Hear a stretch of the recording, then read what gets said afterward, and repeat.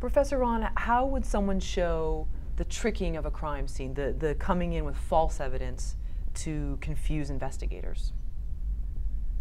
That's an interesting take. It's only evidence until determined that this is not pertinent to the investigation.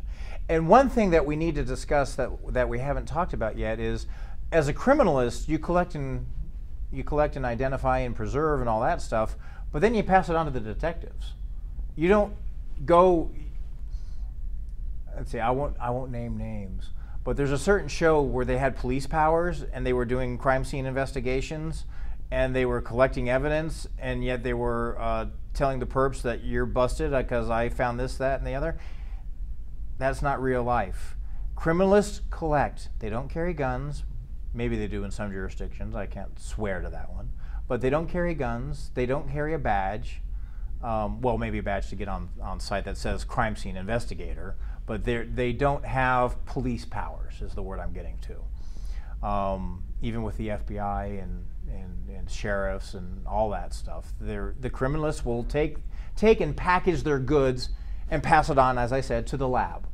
And then the lab will do its research and probably kick out most of, oh, this is pertinent or germane to our test, or not, or question mark, therefore preserve it anyway, if that makes sense. Right.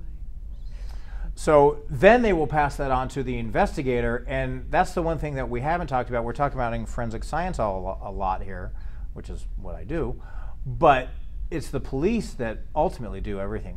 When I say police, I mean, you know, sheriff or CHP, or, you know, no derogatory towards anybody, just sure. Policing. Mm-hmm.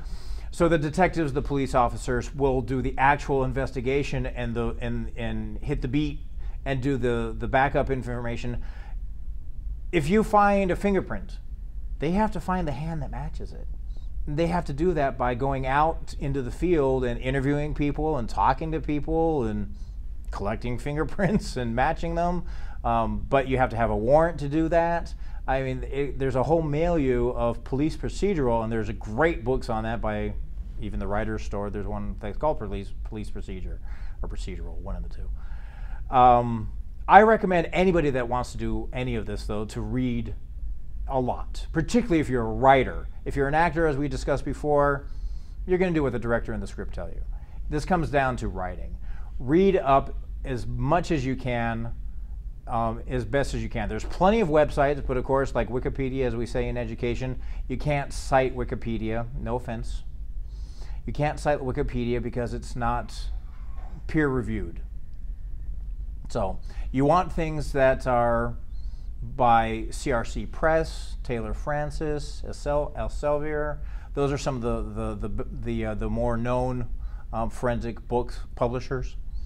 I would look into those. I would look into websites. Zeno's forensics page was fantastic. I don't know if it exists or not anymore, but that one lists everything, schools and places to learn stuff. Take classes. Don't be afraid to take a professional class. Go to the California Institute up in Sacramento and take a fingerprinting class. They have a whole degree program in it. Santa Ana College here in Los Angeles, or actually Orange County, has a policing program. Sometimes you can get into post-training, police officer standards training. So even if you can't get into them, maybe you can get their materials. Study.